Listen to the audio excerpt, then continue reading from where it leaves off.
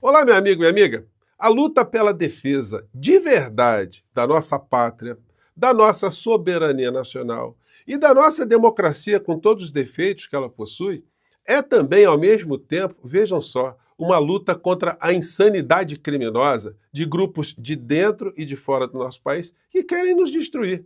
E impressionante é como aparecem ainda algumas criaturas que se apresentam como criaturas das almas puras, que chegam no meio dessa história e dizem para a gente: olha, não vamos aplicar a lei, não vamos deixar os outros nervosos, porque os criminosos têm o direito sagrado de tentar nos destruírem. Ora, francamente, gente, a Folha de São Paulo acabou de publicar um editorial que eu vou comentar aqui com vocês, que é uma vergonha do que está acontecendo aqui no nosso país. A gente vê um veículo de comunicação com esse tipo de pensamento. O que contrasta com a realidade, com fatos jurídicos, a realidade que a própria Folha de São Paulo irá negar aqui quando eu levantar aqui para vocês o que está acontecendo. Bom, antes de entrar nos temas e trazer os fatos novos, quero convidar você que chegou agora ao nosso portal, ainda não é inscrito, para que você venha fazer parte aqui do nosso portal. Você aqui é muito bem-vindo e muito bem-vinda. Conheça os nossos outros vídeos, compartilhe, nunca se esqueça de dar o seu joinha, seu comentário, que, como você sabe, fazem a gente chegar a mais pessoas como você. E se puder, prestigie também o nosso clube de membros e o nosso novo canal de cortes. Assim a gente chega a muito mais pessoas também aqui no nosso país, tá bom? Então vamos seguir em frente aqui. Começando aqui com esse mundo da insanidade, que reúne também a insanidade com a prepotência, né? Eu mostrei aqui para vocês um vídeo onde vários bolsonaristas, muitos deles implicados com a lei, tentando mais uma vez fazer uma ameaça antes da prisão, da prisão domiciliar que Bolsonaro foi submetido, né? Uma dessas criaturas é apelidado como senador Magno Malte. Mas por quê? Sabe? O malte lembra alguma coisa do puro malte. Vamos pegar aqui um trecho da fala do senador, onde ele faz aqui uma ameaça ao ministro Alexandre de Moraes. Eles se acham, né? Então nós somos obrigados a escutar as ameaças de alguém que está defendendo o crime. Vamos chegar lá. Vamos. Esse tirano da toga, chamado Alexandre de Moraes, põe a mão em Jair Bolsonaro. Como é que é? O senhor está desafiando a colocar a mão em Jair Bolsonaro? Põe a mão nele! Põe a mão nele! Porque tenta a sorte. Eu encerro. Põe a mão dele e tenta a sorte. Então tá aí, desafiando, né? Do tipo, olha, passa dessa risca aqui para você ver o que vai acontecer. O que aconteceu foi isso. Programação da televisão, o canal mais assistido no Brasil ontem estava serelepe, normal, mas de repente eles dão uma cortada, né? Assim, como a gente já está acostumado a ver quando acontece alguma coisa importante, né? Vamos lá. Hoje. Aí entrou.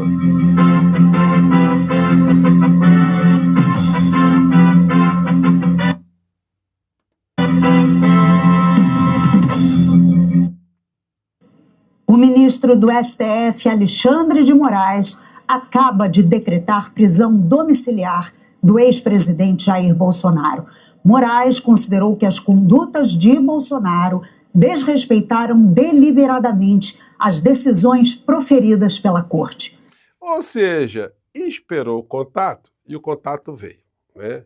Aí as pessoas do clã Bolsonaro, como são muito corajosas, começaram a aparecer publicamente em situações muito díspares. Por exemplo, o Carluxo teve um mal súbito, né? Esperamos que ele esteja recuperado. Carlos Bolsonaro passa mal e busca atendimento em hospital após saber de prisão domiciliar do pai. O vereador teria procurado assistência médica na noite de ontem. Após determinação de Moraes contra Jair Bolsonaro, ele foi o único dos filhos políticos do ex-presidente a não se manifestar sobre a decisão. Ué, será? Tá com medinho também, Carluxo? O senhor que escreve tanto, né? Mas a coragem não é um atributo, a firmeza, né? Testosterona, uma coisa que a gente tenha visto com muita frequência no clã. O Flávio Bolsonaro, que está querendo agora o impeachment, todo virulento, todo machão, né? Ele já protagonizou cenas como essa aqui. Se você nunca viu, ó, num debate, quando ele foi perguntado, deu um apagão na criatura e parece que no estúdio estava ventando muito, né? Ele começou a dar uma uma balançada para um lado e para o outro e foi amparado por Jandira Fegali. Se você nunca viu a cena, é interessante ver, e se você já viu, vale a pena ver de novo, né? Eu estou numa baixa da pressão aqui. O senhor precisa que repita a pergunta? Por favor, por favor. Ok. Bom, uma moradora de Ipanema gostaria de saber de que forma o senhor pretende trabalhar em conjunto com os outros municípios da área metropolitana. Pergunta da Júlia. Aí estava ventando no estúdio, ó. Opa! Ele tá passando mal. Tá passando mal. Por favor. Não dá para continuar. Tá passando mal. Os assessores Ele podem, tá passando mal, por favor. Os assessores podem, por favor, retirá-lo. E a Jandira, como é médica, ajudou ali a cuidar do rapaz, né? O outro corajoso também estava dando uma entrevista, né? E, enfim, deu um chororô, teve que abaixar a cabeça para não mostrar suas lágrimas, né? Acompanhe. Com Jair Bolsonaro sobre essa decisão, que papel ele teve, que tipo de conselho, que tipo de opinião ele tem sobre essa sua decisão? Opa. O pai, claro que ele queria o filho dele perto dele, cara. Vai chorar, tá começando a chorar. Opa, baixou a cabeça. O contato chegou. Vocês imaginem fora da câmera, olha, o cara ficou um tempão escondido, né? É difícil. A gente está aguardando só o deputado, claro. A pergunta... A gente entende a situação, é uma situação muito delicada. Delicada. Então, aí é legal ver a coragem dessa gente toda, né? Os analistas estão, os mais atentos, numa linha muito parecida. Para a STF, o Bolsonaro foi para o tudo ou nada, com aproximação de julgamento e provocou domiciliar. O Camarote é um dos analistas, né, que tem sempre uma... Ele é muito respeitado porque ele tem muita sobriedade em coisas que ele fala. Ele está na emissora temos desdobramentos. Que tem um perfil pró-mercado, né? Mas nas frestas ele sempre consegue colocar alguma opinião muito interessante. Suprema Corte, temos também desdobramentos no Congresso, onde estamos tendo aí a volta do recesso parlamentar. O que se pode esperar? Surpresa, Camarote. Bom dia a você. Bom dia, Heraldo. Bom dia a todos. Heraldo, olha, a percepção no Supremo Tribunal Federal, especificamente, é que o Bolsonaro acabou tensionando, acabou indo para um tudo ou nada, ou seja, cavando essa prisão. Gente, é isso. Todas as pessoas sabiam porque ele estava com medida cautelar. Aí vem as cretinices, né, interpretativas e os vigaristas, tanto no meio jurídico quanto no meio jornalístico. Bolsonaro forçou a barra e Moraes precisava reagir. A visão de 2 juristas sobre prisão domiciliar. E começa a aparecer artigos, né, informações que juristas entendem que houve exagero, né, tem essa coisa. Mas ninguém analisa o fato que está acontecendo. E aí veio esse editorial de agora à tarde da Folha de São Paulo. Bolsonaro tem o direito à livre expressão. É mesmo, é? Moraes erra ao determinar prisão domiciliar de ex-presidente e corte deveria reinstituir a garantia. Bolsonaro teria se tornado ditador se não fossem as instituições, mas democratas não viram tiranos para enfrentar a tirania. Ah, que bonitinho eles falando dessa forma, né? Então é o seguinte, aí eles estão reclamando que o ministro Alexandre de Moraes está executando, gente, aquilo que está na lei, no Código de Processo Penal. Gente, o que é uma medida cautelar? O que é uma ação cautelar? É uma cautela que você está tomando para não acontecer uma coisa mais grave. E o Código de Processo Penal prevê uma série de medidas que podem ser aplicadas contra alguém que está envolvido numa investigação criminal, alguém que já há subsídio suficiente, alguém que está se envolvendo na prática constante de crime para que o crime não continue a acontecer. E o Bolsonaro estava cometendo crime ao insuflar as instituições, como ele fez durante esse tempo todo, para que as instituições fossem destruídas, ou insuflar ataques às instituições. Então, como é que você toma uma medida cautelar para evitar que isso aconteça? É cortando a comunicação. Se ele está insuflando as pessoas, ele não pode se comunicar. Agora, a Folha de São Paulo, muito hipocritamente, já que isso seria um direito do preso, então é o seguinte, então vamos liberar telefone celular para todo preso no Brasil. Ué, então por que os presos não têm direito a se comunicar? Os presos têm direito a expressar a sua opinião? Perfeito, então vamos dar um computador, um laptop para cada preso no Brasil, para ele externar a sua opinião, né? Seria legal. Vamos deixar entrevistas, vamos criar uma rádio só para detentos, para que eles possam expressar as suas opiniões. para que eles possam se comunicar livremente com todas as pessoas que eles queiram trazer para o crime. Então, gente, é um editorial muito vagabundo, muito desfocalizado da realidade. O ministro Alexandre de Moraes, ele não está lidando com alguém que é uma pessoa que tem um comportamento republicano. Ele está lidando com alguém que tem um comportamento, quanto mais, de desordeiro, como eu comentei aqui com vocês, desde a época que ele estava no quartel. Ele não se dava bem com ordens quando ele era soldado, quando ele estava como uma patente maior, tanto é que ele foi punido por isso. Ele não se dava bem quando ele tentava conspirar já naquele tempo contra a nossa democracia ou contra o Estado que estava ali, porque ele queria explodir quartel, queria explodir outras coisas. Quando ele foi vereador, quando ele foi deputado, teve um comportamento absolutamente contra as normas, que já devia ter sido expulso, banido da vida parlamentar pelo comportamento dele. Como presidente da República, ele só fez o mal. E agora, na condição de acusado de crimes, investigado, ele continua a fazer a mesma coisa. Ele fica pegando as brechas para desmoralizar a justiça, para estimular as pessoas a atacar a democracia. Aí vem a Folha de São Paulo com esse editorial. Então, Folha, defendam também que todos os presos têm o mesmo direito.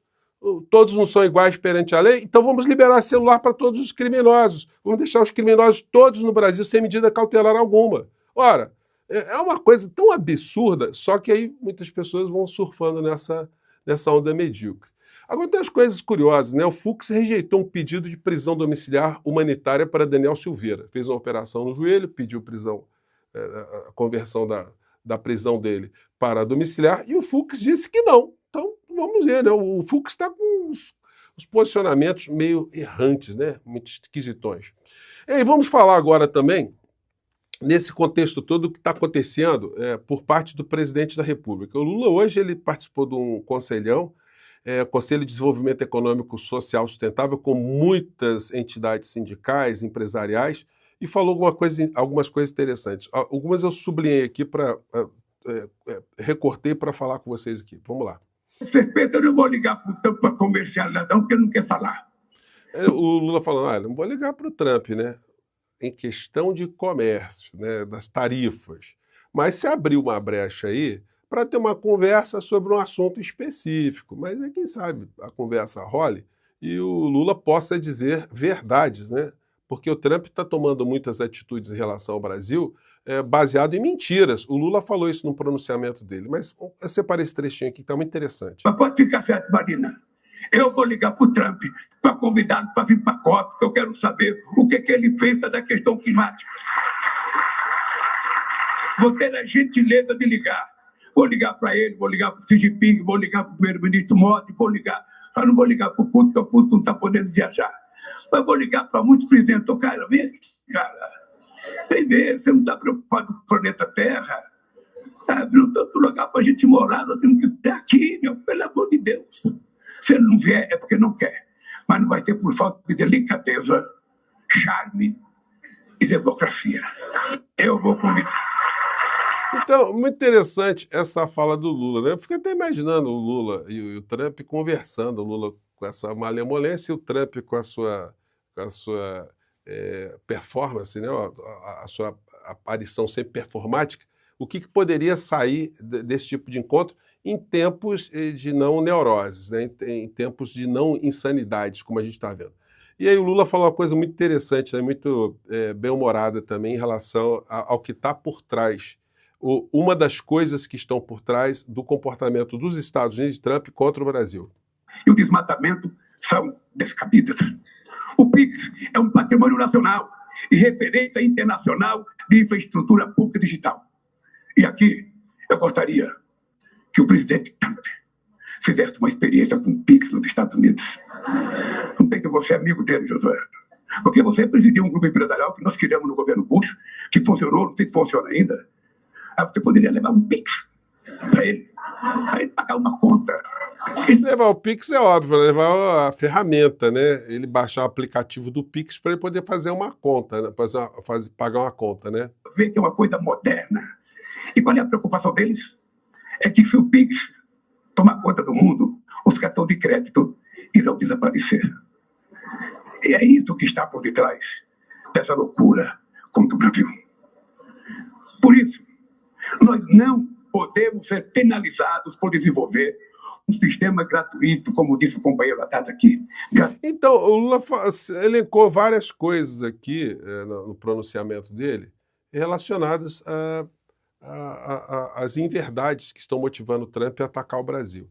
E para finalizar o nosso papo aqui, a coisa absurda, né? O vice-presidente da Câmara ameaçando também dar um golpe no próprio Hugo Mota, dizendo que se o Hugo Mota sair para viajar, que ele vai pautar anistia.